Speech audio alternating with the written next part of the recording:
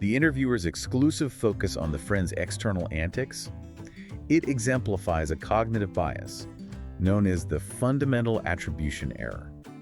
It's an error because it underemphasizes situational factors for the actor's behavior while overemphasizing dispositional factors.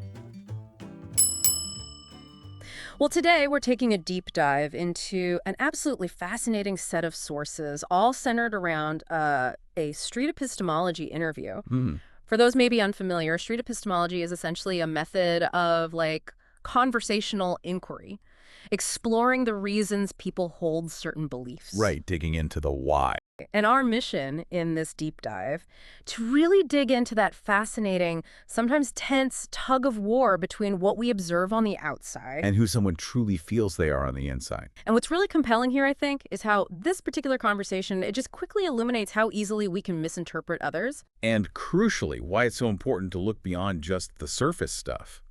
We'll be drawing on, core psychological concepts to understand why our outward behaviors might not always line up with our inner identities. Okay, perfect. Let's unpack this and explore how a rigorous look at human psychology helps us navigate this incredibly complex terrain. Sounds good. So our sources give us this direct window into the street epistemology interview. And the core of it really boils down to the interviewer and the interviewee, Sydney. Right.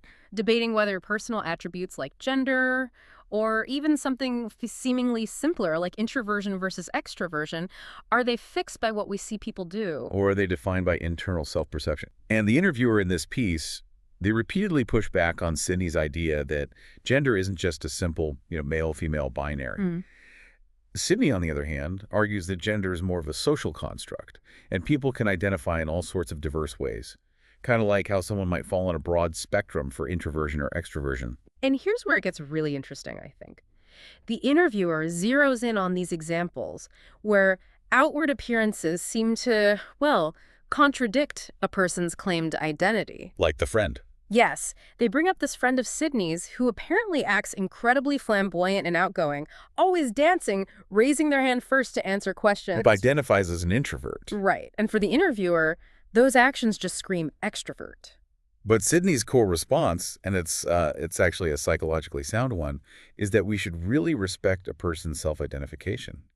Because outward behavior, especially in social settings, can often be incredibly misleading. That makes sense. And this particular point, it really sets the stage for our deep dive into the concept of social masking, Right. which is a powerful psychological phenomenon. It affects all of us, really. So all this talk about outward behavior versus inner self, it really makes me think about what psychologists call social masking. Can you kind of break that down for us? Sure, yeah.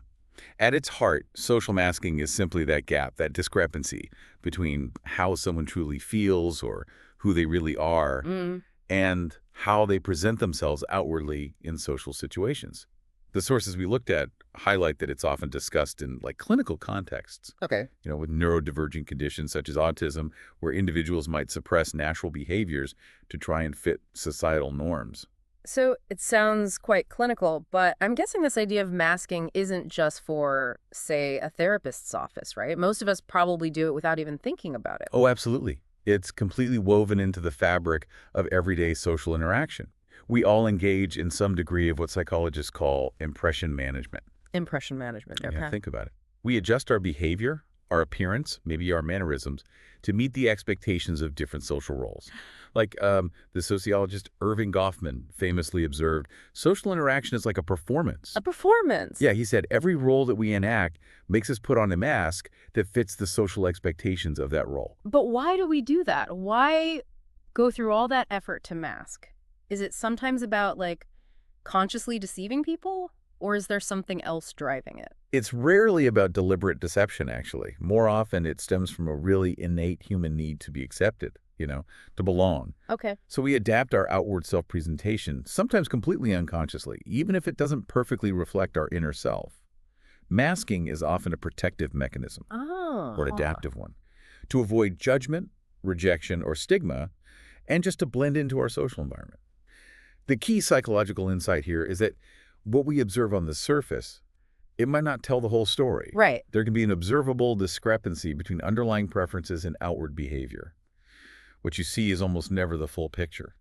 Let's bring this directly back to Sydney's friend then, the dancing hand-raising friend who claims to be an introvert. Okay. The interviewer sees all those outgoing actions and immediately thinks extrovert, but Sydney says, no, she'd respect the friend's stated identity. And Sydney's intuition there is, it's actually well-founded psychologically. Introversion and extroversion, they aren't rigid binary categories. It's much more of a broad spectrum. Even Carl Jung noted that there is no such thing as a pure introvert or extrovert. We all fall somewhere on a sliding scale. Yeah. People very often act out of character because of situational factors or, learned coping strategies. That's fascinating. So an introvert can genuinely appear outgoing without being fake. I can almost hear some listeners thinking, well, someone always acts outgoing. Isn't that just who they are regardless of what they feel? How do you respond to that? That's a really great question, and it's where something like Brian R. Little's free trait theory comes in handy. Okay, free trait theory. Yeah, it basically explains that people do have core personality traits, like introversion, but they frequently act out of character in the service of core personal projects or important goals. An introverted teacher, for instance, might deliver an incredibly enthusiastic lecture because teaching is deeply meaningful to them. They effectively become a kind of pseudo-extrovert for that specific time. A pseudo-extrovert. I like that.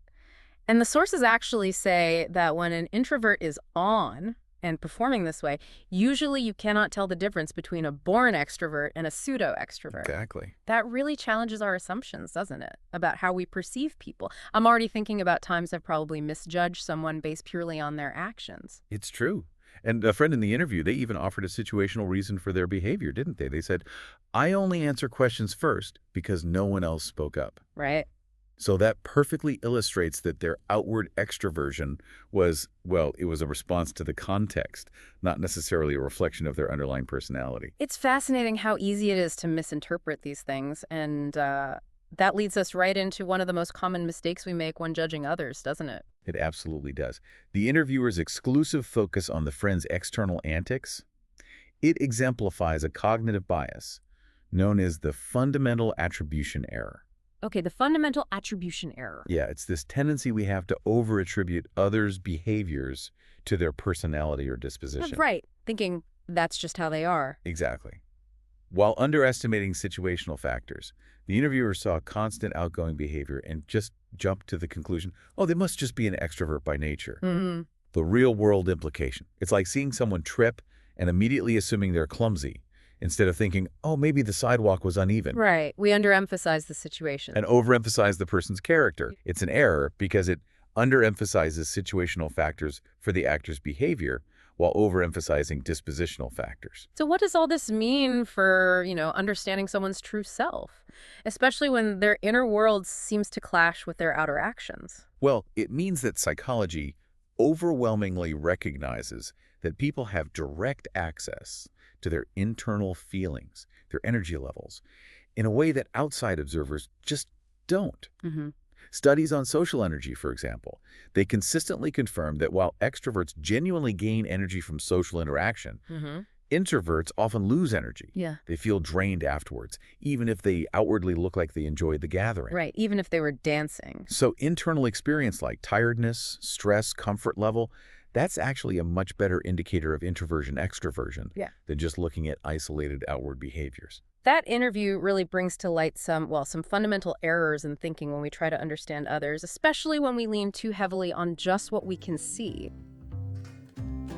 Subscribing is the only way to keep the cows from learning TikTok dances. Oh my God. The stakes have been raised. I know, it's like we have to save the world. Yeah, we have to protect the internet.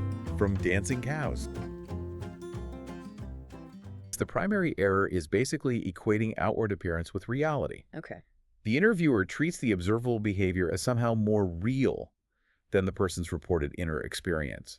And that's problematic precisely because humans commonly mask or perform in social life. Right. They were essentially mistaking the mask for the person wearing it, Overlooking that external reality in social settings is often a carefully constructed performance. And then there's that second, maybe more complex error that came up around how we categorize identities. Yes. This is where the interviewer draws what turns out to be a deeply flawed analogy between gender identity and racial identity. Right. They question why Sydney accepts one gender as fluid or self-determined, but not the other race. asking if he could just identify as a Hispanic woman. Exactly. And Sydney struggles a bit to articulate why that doesn't work. But from a scientific and social perspective, this comparison is, well, it's very unsound. How so? Because for someone listening, that might sound like a bit of a tricky logical trap. Well, gender identity is understood psychologically as a deeply internal sense of self. The sources say internal, deeply rooted, and central to one's sense of self. Okay, internal. Yeah. It's not necessarily visible to others, and it can diverge significantly from outward expression. Race, on the other hand, is typically assigned based on outward features or ancestry.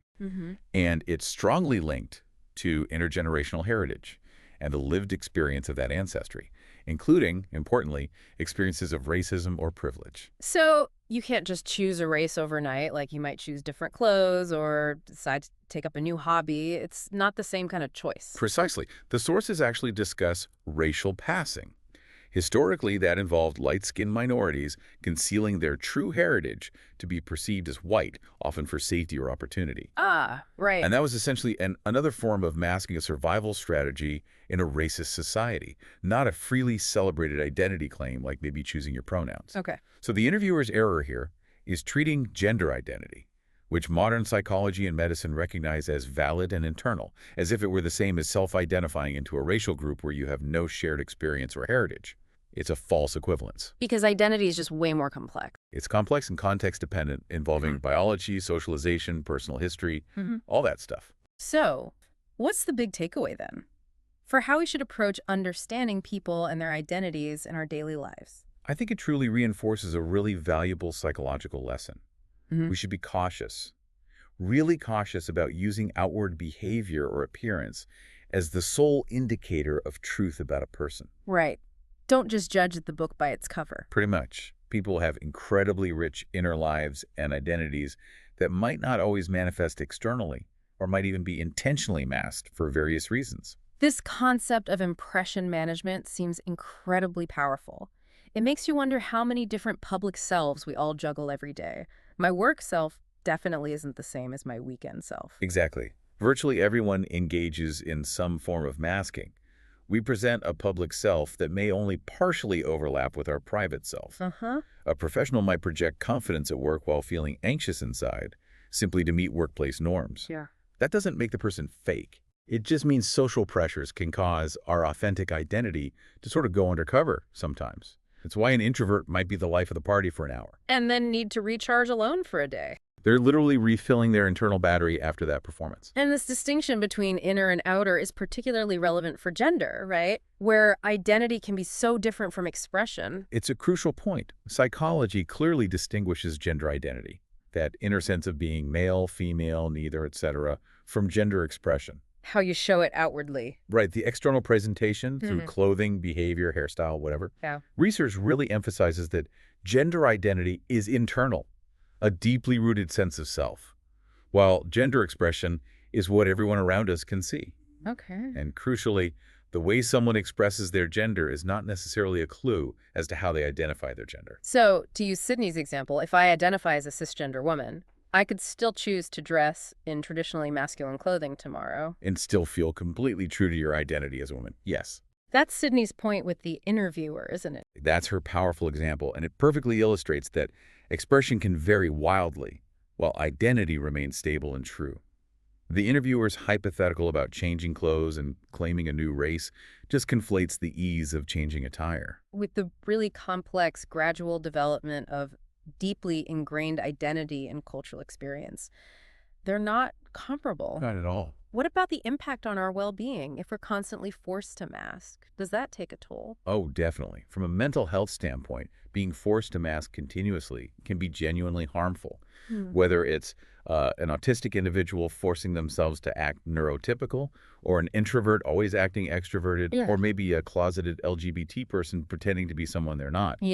That constant incongruence between the inner self and the outer self, it leads to stress, exhaustion, and even significant mental health issues like anxiety or depression. That makes total sense. The ultimate goal, really, for a healthy identity is to integrate the inner and the outer, to allow a person to be seen as who they feel they are. And Sydney's approach throughout that interview, despite the challenges from the interviewer, it really seems to align with this healthier psychological stance.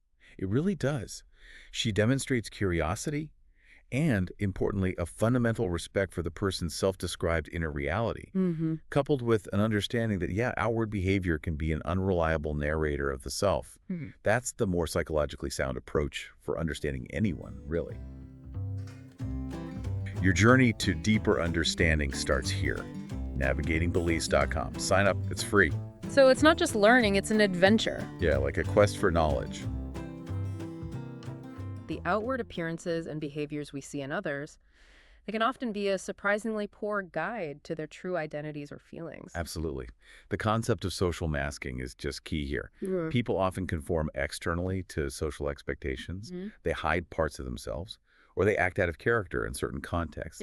Which means the reality we observe is often filtered through layers, sometimes many layers, of social performance.